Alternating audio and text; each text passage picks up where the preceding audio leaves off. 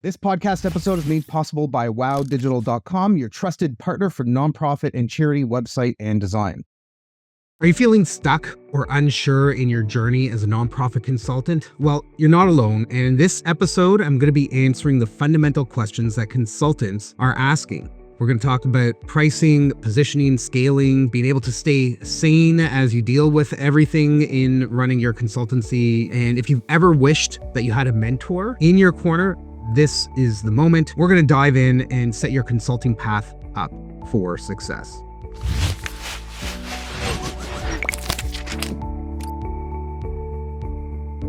Welcome to the Nonprofit Digital Success Podcast. Hi, I'm your host, David, yet again. And in this episode, I'm going to be talking all things about the reason that you need to have mentorship and coaching, as well as how you can leverage that to help grow your consulting business or your agency or your little freelance side gig that you've got. But today's episode is going to be a little bit different. I'm going to be addressing some of the most common questions that I hear from nonprofit consultants who are just getting started or who have been doing this for a few years and are just looking for a way to level up and get to the next step that they want to get to. So I hope that you enjoy this episode. Some of you might know I've been doing mentoring and coaching with digital agencies for a little bit over 4 years now. And in doing that, I was under a non-compete. Well, that non-compete is done. And my goal right now is to help as many nonprofits, nonprofit consultants, nonprofit agencies, anybody that's helping the for good sector grow and scale and get to where it is that they want to be. So I know I see in my feed all the time, oh, you need to have a 7-figure agency, you need an 8-figure agency, you need to be at $100 million or whatever. Honestly, don't buy into any of that, okay? Think for yourself where you want to be. As you grow, you end up having different, I'm going to say,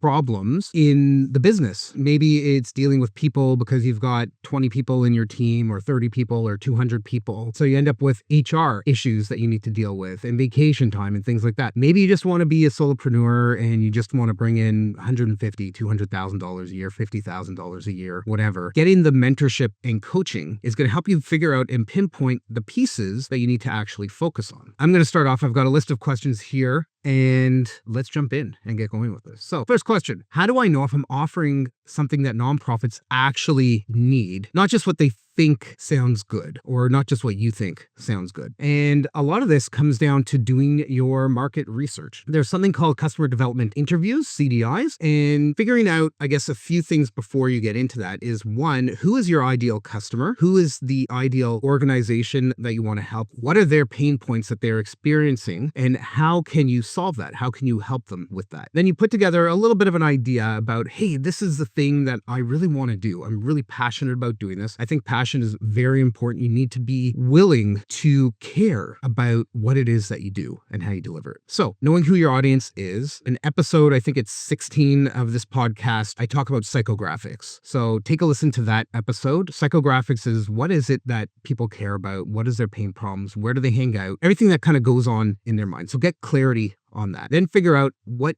can you do to help solve the problem. Then what you want to do is you want to find some potential nonprofits, businesses that you want to work with if they fall into the right kind of category. So they're the right size, maybe they're the right geographic area. Maybe you want to help people who work with children. Maybe you want to help people who are health related in their organization and their focus. So you want to seek out those and you want to call them up. You want to maybe reach out to them by email and say, hey, I'm thinking of offering this type of thing as a service. I'm not doing this just yet. I don't even know if there's any validity or if there's a need for this. Is it okay if we talk for 5 minutes? And you get on with them and you meet with them and you ask them, hey, like, what's the biggest problem? How are you trying to solve it right now? If you've already solved it, what did you do to solve it? Have you worked with other agencies or other consultants that are doing this type of thing? What did you think of your experience with them and that type of thing? So I would probably say if you can get 10 of them, that would be great. But once you've done a handful of them, you're going to start to see some trends in what they say. You're going to start to see some similarities in what they're doing, how they're doing, what they have done. And then you can figure out, okay, is what I want to offer the thing that is going to help them? And if they are, well, then you've answered the question. And if they're not, you need to rethink what it is that you want to do or rethink the ideal customer profile that you want to connect with. So I hope that helps you. The second question that I've got is, I've got skills, but I'm not sure how to stand out in the nonprofit consulting space. Where do I start? That is super interesting. Whenever I talk to people about my agency, Wow Digital, we are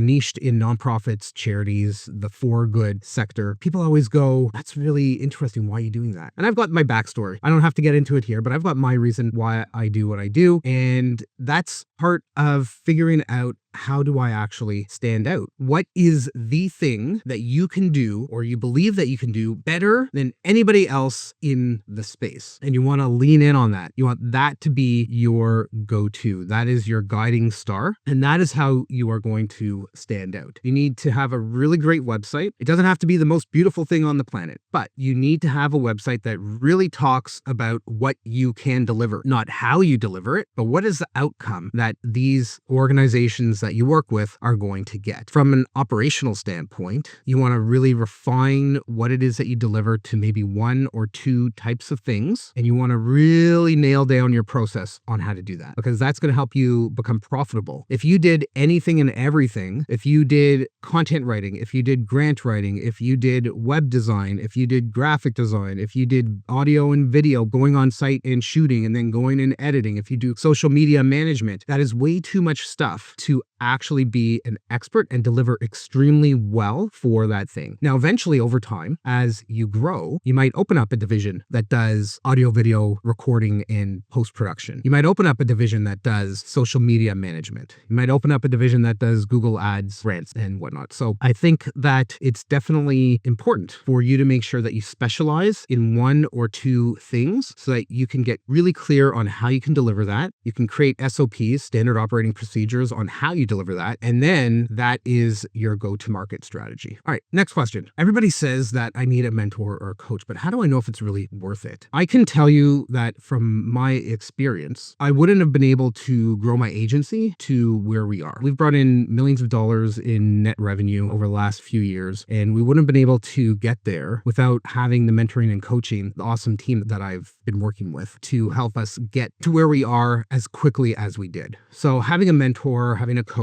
really does help you bypass a lot of the learning that happens along the way, because I meet with them on a regular basis. I'm like, hey, I'm having an issue with this, or I need some help thinking through this idea. And they're like, yeah, I've gone through that. This was my experience. Here's my recommendation for you. And it just bypasses the whole learning curve and figuring it out and wasting time and money. Not that, I guess wasting isn't really the right word, because there's always benefit in spending the time doing that. But if you can cut out 2 or 3 months of effort and just cut to the chase and just go, all right, I need to get to here. This is what I'm going to do. That's going to save you a lot of time, a lot of aggravation, potentially a bunch of money as well. So it helps you get to where you want to be faster than you would have been able to on your own. The next question that I've got is, what's the biggest mindset shift that I need to make to succeed as a consultant? Well, for me, it's about, as I mentioned before, the passion. Really getting clarity on purpose versus profit. What is it that we can solve for people, and are they willing to pay for it? And that's where we need to get clarity on the pain points. That's where we need to get clarity from those customer development interviews to really understand what it is that we can solve. And if we can be passionate about it and we can deliver really, really well, that is going to help us deliver, which will help us grow, which will help us get referrals, which will ultimately turn us into doing the work that we really love to do. The other thing that we need to think of is we need to position our mindset that we are the CEO of the business that we're running. Even if you're just doing something 5 hours a week as a side gig because you're not feeling fulfilled in your day-to-day job, or you need to bring in some extra money because you've got more expenses or whatever it happens to be, you need to think of yourself as the CEO of the work that you're doing. And that is going to start to frame your mind in terms of the type of work that you do versus what you bring in other people into your team to take care of for you. I've had over the years a number of amazing virtual assistants in my team. I still have amazing VAs in my team, and my team is absolutely amazing. I wouldn't have been able to get to where I am if I was doing everything. There's only so many hours in the day, and I need other people in my team to help get the work done, to help with client communications, to help with getting our designers the information they need, or our developers the information they need, or get me some information that I even need. And the only way to really think about it is to go, okay, what is it that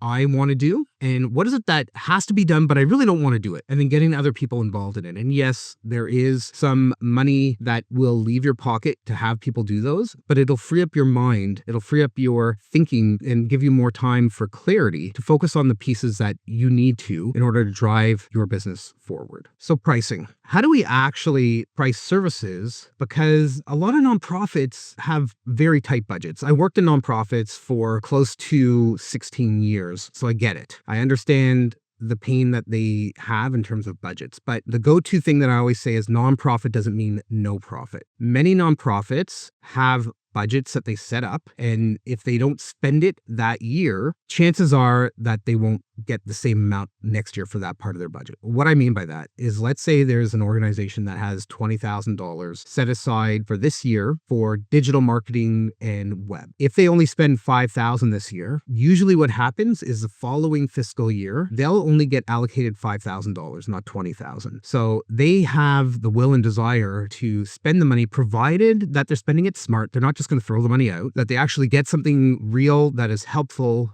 for them with the budget, and that way they'll have repeating budget for the following year. So maybe that's support, maybe that's spending money on ads. In the nonprofit space, there's Google ad grants and stuff, but maybe they want to do Meta or something else. Maybe they want to revamp their website, whatever it happens to be. If they don't spend the money, they're not going to get that same amount the following year. That's typically how it works. So knowing that organizations have budget, knowing that nonprofits have to publish their annual reports, they have to report it to the government. So all of that information is actually publicly available. So you can take a look at operating budget. If you dig into their annual reports, you can sometimes see how they break down their operating budget. But usually there's something like administration and operations, which is like one giant number. So you don't necessarily know the specifics of how that's actually broken down, but it'll give you a rough idea. Then you need to figure out, as part of the customer development interviews, part of the questions is, how much did you spend last year on this thing? Or how much are you thinking that you're budgeting or you've allocated for X, Y, and Z? If you ask this enough, you'll get a sense as to the size of the organization and then how much money they're willing to spend on that thing, approximately. And then you can look at what it is that you want to deliver. You can figure out how much time is it going to take and what is the cost for that time. Are there any fixed things that you need to buy? I know in the web world, there's servers, there's design work, if you're with WordPress, there might be paid plugins that you need. If you're with paid platforms like SharePoint, there's licensing costs, or nonprofits, they can get licensing for extremely discounted or free with a lot of stuff quite often. But what is the cost to actually produce the thing that you want to? And then you could take a look at, is this in budget for my ideal customer, for my ideal nonprofit, charity, NGO, community group, whatever? Is this something that will fit in their budget? It's possible that you're going after startup nonprofits and their budgets are usually really, really tight and slim. Is there anything that you can offer to them as a service that will potentially help them grow and scale, where they will stay with you as their budgets get bigger? And then over time, ultimately, that would bring in more revenue for you on that side. Quite often, these nonprofit startups, it's the founders that are paying out of pocket for it. So quite often, the budgets are quite limited. So I would look at,